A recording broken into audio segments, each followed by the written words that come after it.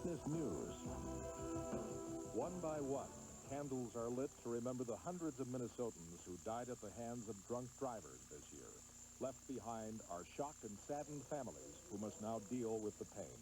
The people who were responsible for putting the alcohol in the teenager's hand might just as well have given him a gun.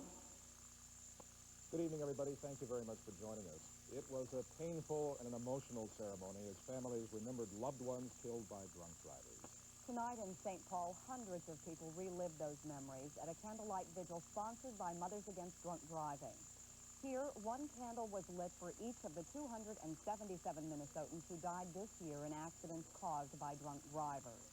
Later, families of those victims stepped up on stage to talk about the anger and loneliness they now feel. Joel Grover introduces us to one such family coping with the loss and fighting for justice. I have lost my best friend, my comforter, my lover. Pat Budig poured out her heart tonight to hundreds of strangers. She did it because she has something in common with all of them. She's lost a loved one to a drunk driver. In her case, it was her husband, Steve. The future we were planning for, all our hopes and dreams, died with Steve. It was on this highway that Steve Budig was killed last January when a drunk driver hit him head-on. He died while paramedics tried to rescue him from his car. Now, 11 months later, his 5 children, ages 10 to 18, are trying to get used to living without a father. When I'm 20 or something, then I'll get used to living without my dad. But right now, I don't feel like I want to get used to living without my dad yet. The driver who killed Steve Budig out on this highway last year will be sentenced in just over a week. Under Minnesota law, he could receive up to 6 months in jail, or he could get off with no time at all and just probation. But even if he receives the maximum penalty, the Budig family thinks justice will not be served.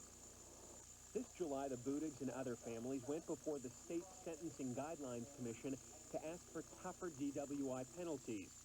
Until June, criminal vehicular operation, that's killing someone while driving drunk, carried a recommended 12 months in jail. Less time was possible with a plea bargain. The Mad People asked the commission to up that to 48 months in prison. The panel settled on 21 months in prison. How can 21 months in prison be enough punishment for taking a human life? Pat now thinks that prison time, any amount, isn't enough punishment.